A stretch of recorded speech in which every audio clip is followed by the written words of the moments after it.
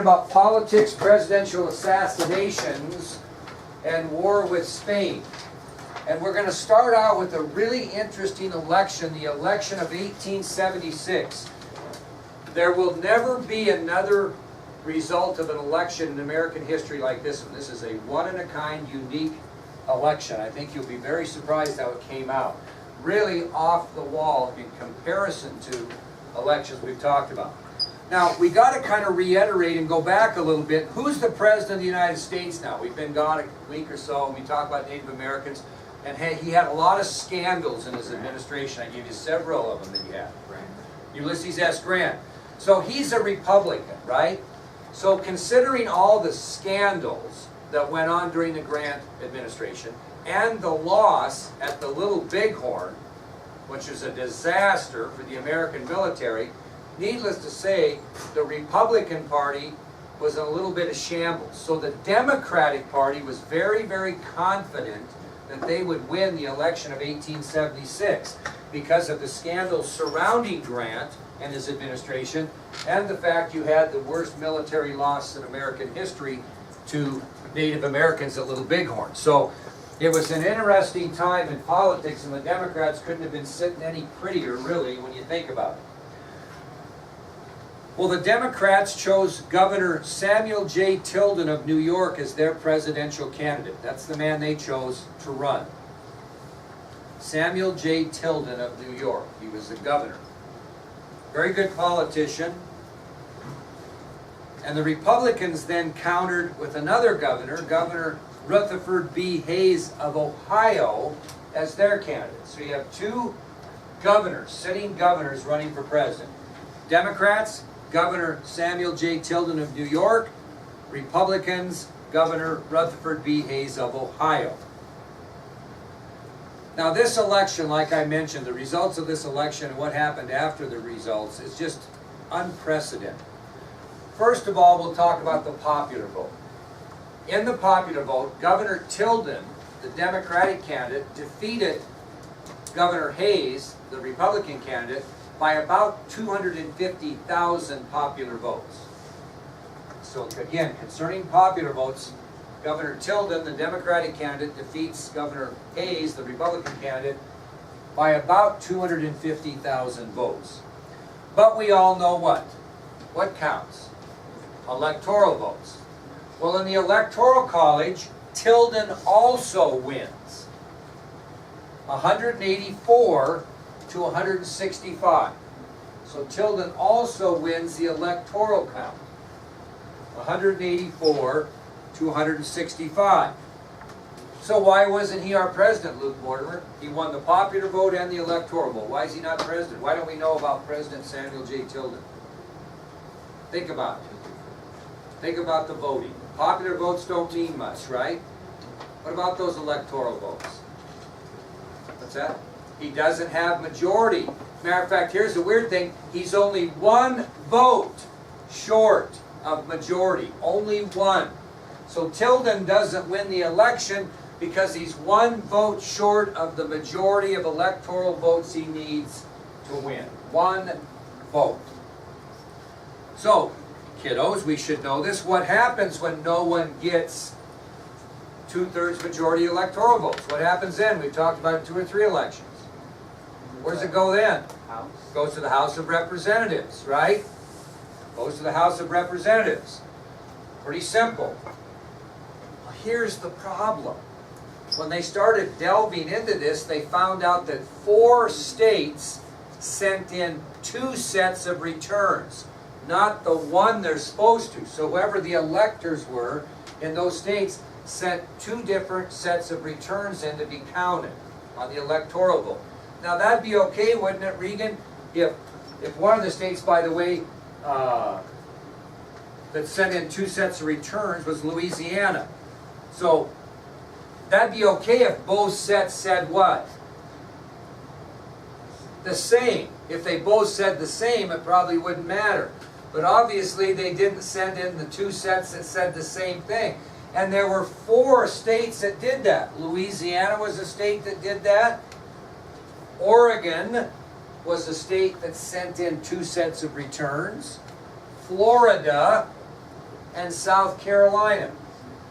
So 4 states, South Carolina, Florida, Louisiana, and Oregon, send in 2 sets of returns, and obviously the 2 sets they send in are not the same. What do you have to do, Carter, in that case? You have to have a recount. And what are you recounting? Electoral votes? Popular votes, okay? Now, these 4 states consisted of 20 electoral votes. How many does Tilden need? 1. How many does Hayes need? All 20. So this recount's pretty important, right? So, you think they're just going to have every Joe Smo count these? This is a big deal. This is for the presidency. So what Congress does is they form what they call an Electoral Commission and made 15 members part of that commission. What's another name for a commission? A committee, right? So Congress forms the Electoral Commission and makes it consist of 15 members.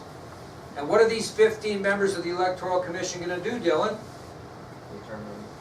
And how, yes, and how they're going to do that is they're going to go to these states and count these popular votes and then figure out who won the state, and then they're going to send the electoral votes to be counted, okay? What would be your concern on these counters?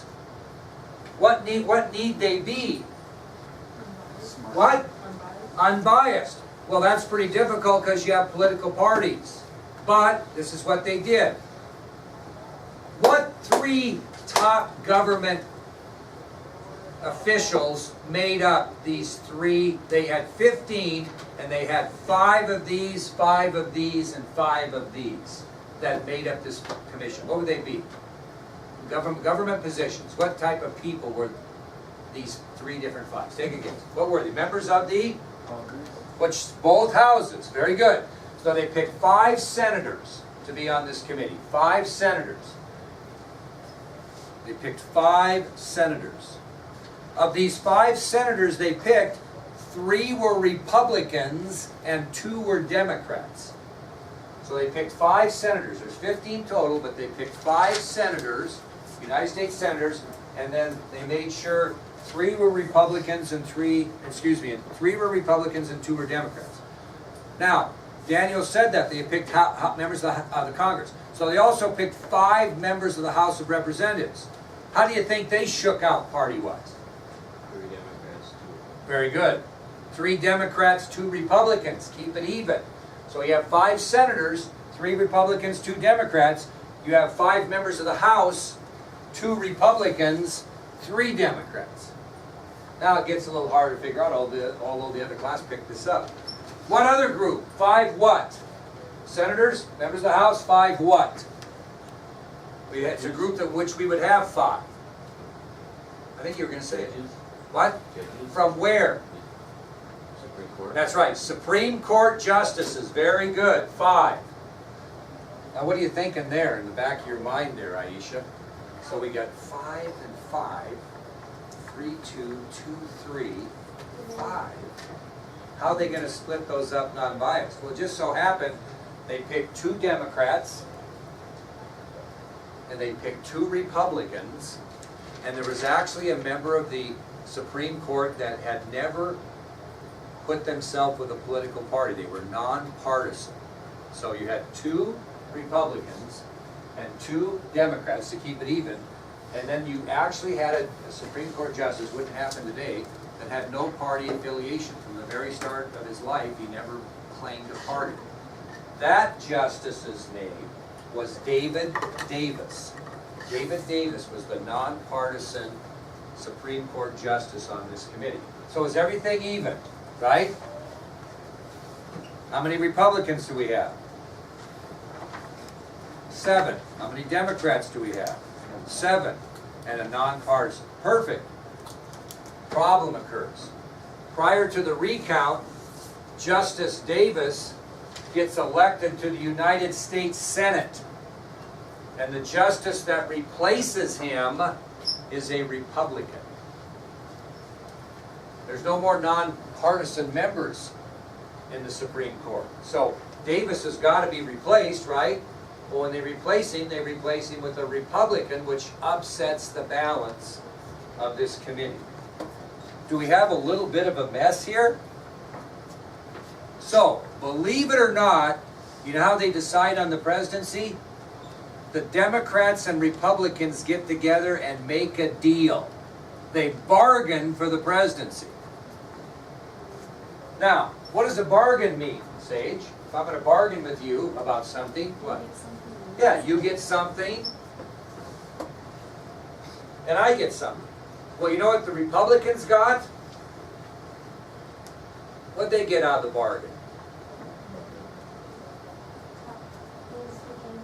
The presidency, very good. The Republicans get the presidency. Rutherford B. Hayes is agreed upon by the two parties that he will be president of the United States, despite the fact that he lost what? The popular and the electoral vote, and the rest was in dispute. And what are the chances that Hayes would have won all 4 of those states to send in 2 sets of returns? Not good. All Tilden needed was 1. So what in the world could the Democrats have gotten in return for this deal? Well, I'll tell you. That's why they pay me. What happened 11 years prior to this election? What ended? Civil War. Civil War. You think everything just went back to normal like that? There's still a lot of remnants of the Civil War. And who suffered the most in the Civil War? South, I mean, as far as casualties and land mass and that. What are most Democrats in this country at the time? Southerners. So here's what the Democrats got in return for allowing Rutherford B. Hayes to be president. Number 1, all federal troops that were still in the South, basically harassing the South after the Civil War, keeping an eye on them, had to be withdrawn. So the first part of the deal is we'll let Rutherford B. Hayes be president, but all federal or Union troops that are presently in the South, keeping an eye on the South, are going to be withdrawn and taken back to the North. Does that make sense to you? They didn't want these Union presence anymore in the South. They were still there 11 years later, keeping an eye on them. Okay? The second part of it is what would President Hayes have to agree to do? Come on, I want you to think about this. I had to prep the other class a little bit for them. They kind of got it. What is President Hayes going to be forced to do if he's president under these circumstances? What's he going to have to do concerning his administration? Without trying to give it away. What's he going to have to guarantee the South? Democrat, vice versa. Close. He had to appoint a fair share of Southerners in, or Democrats in his cabinet. That was the second part of the deal, okay? That President Hayes would have to appoint a fair share of Southerners or Democrats into his cabinet, balance the cabinet. But these two things, the withdrawal of federal troops and the cabinet balance, wasn't the most important thing the South wanted. And some kid said to me yesterday, I don't remember which student, said, well, why in the world would Tilden ever agree to this? I mean, it's got to be just crushed, you know, that he was going to win this election. Well, he did it because of the third thing, mainly. The third thing they needed in the South is the North promised not only to build, but finance what across the South? Railroad. That had been torn up during the Civil War. There you're going to build it better. So the third thing they get, the Democrats, is the North agrees to not only build, but pay for a railroad completely across the South. Now, if you wonder about Samuel J. Tilden, he took one for the team, did he not? He believed that he got more done by not getting the presidency than he probably would have gotten done if he was president. Can you imagine a Southern Democrat going to Congress and saying, I want you to pay for a railroad all the way across the country? They told him to go pound sand without question. So the deal really benefited the South. But it was a deal. And because of this deal, Rutherford B. Hayes becomes the 19th President of the United States without being elected either from the popular vote or the electoral vote. That's unprecedented. That'll never happen again in the history of our country. They made a deal. But who benefited? Both sides, kind of, right? Too bad we couldn't maybe work things like that out a little bit today. Wouldn't that be nice? You could pull something like this off. I'm just going to give you now, for the fun of it, 6 different kind of notes, historic notes about President Hayes. Just some things about him. Some of it's about his wife. Matter of fact, half of it is almost. Okay, first of all, the president and his wife had 8 children. Yes. Are we still on the election of 18? Yeah, we're just telling you some tidbits, yeah. The president and his wife had 8 children. I think, I was going to look this up yesterday to get time. I think that's the most children that any president had in the White House. 8. They had 8 children. You ever heard of Ohio State University, the Buckeyes? You ever heard of that? Guess who helped found Ohio State University? Rutherford B. Hayes. Without Rutherford B. Hayes, you may not have Ohio State University. That'd be okay for Jim Harbaugh and the Michigan Wolverines. They'd think that was great. But Ohio State University was helped founded by President Hayes. President Hayes was also the first U.S. president to have a telephone in the White House. Who invented the telephone? Alexander Graham Bell. What year? 1876. So he was the first president to have a telephone in the White House. His wife was interesting too. Her name was Lucy. She was the first lady in the history of our country to have a college degree. Kind of hard to believe it, that's true. She was the first lady in American history to have a college degree. Lucy, L-U-C-Y. First president of the United States, where his wife, the first lady, had a college degree. First one ever. You ever heard of it? And they just had, matter of fact, I bought some unused wooden Easter eggs in the White House when I was there last week that they didn't use, they made but didn't use for the annual Easter egg roll that they always have now in the back lawn of the White House, tradition. Lucy Hayes was the first lady that originated that, the Easter egg roll. That's a big deal now. You'll see something on the news, I'll guarantee, over Easter here. It's coming up, right, this weekend, right? You'll see something about the Easter egg roll. Well, they were selling them in the White House that they didn't use, that they weren't going to use. They only used so many. They made a bunch, and then, of course, they make money. And I bought a set of wooden Easter egg rolls that they're going to use, or Easter eggs they're going to use in this roll this weekend, gave it to my wife. She was pretty happy. So think about that, guys. And the final thing about Lucy Hayes is she was given the nickname Lemonade Lucy. Lemonade Lucy. Where in the world did that come from? You might say, well, she must have liked lemonade. Well, kind of. Why did she get the name Lemonade Lucy? It wasn't because she really liked lemonade. Where'd she get the name? What? Well, she did make some lemonade when guests would come to the White House because she wouldn't allow what? Alcohol. She was the first lady that would not allow alcohol to be consumed in the White House. That was a big change from the Grant administration, who was in there before. And you know, even you go back to John Kennedy, if you watch footage of the Cuban Missile Crisis, the president always had a couple bottles of bourbon or whiskey and some ice and some glasses. That wasn't unusual for them to take a couple of belts during the course of the day. Probably wouldn't see that today. If President Trump did that, he wouldn't have it out in plain sight wherever he could see it, because times have changed. But Lemonade Lucy was her nickname because she would not allow any alcohol at all in the White House, which was very unusual at that time. Okay, we'll talk a little bit about difficulties for President Hayes. Why would President Hayes have difficulties, Danny? Well, if you were running for FFA president and Kaylin was running and she got the most popular votes, most of the kids voted for her, but she didn't have 2/3 majority by virtue of your rules. So you were going to put together another group that didn't work out, and then pretty soon you just get to be president. Okay? Why would that cause you difficulties? Well, yeah, kind of. I mean, this guy was not elected by anybody, right? Well, what's the first thing, though, that a president likes to see when they get elected? They like to see what? That has to do with government. Because it works better for him if his party is where? Come on now. He's a Republican president. What's he want in Congress? a Republican-controlled Congress, right? Every president, when they're elected, hopes that the Congress is majority their party. Unfortunately for Hayes, the Democrats controlled Congress during his time. And unfortunately for Hayes, he didn't have a lot of support within his own party. There were people in the Republican Party that didn't like him. And they kind of split up into two groups. And the Republicans that really didn't like Hayes formed a group called the Stalwarts, which is on your ID sheet. And according to history, the Republicans that half-heartedly liked Hayes were called the half-breeds.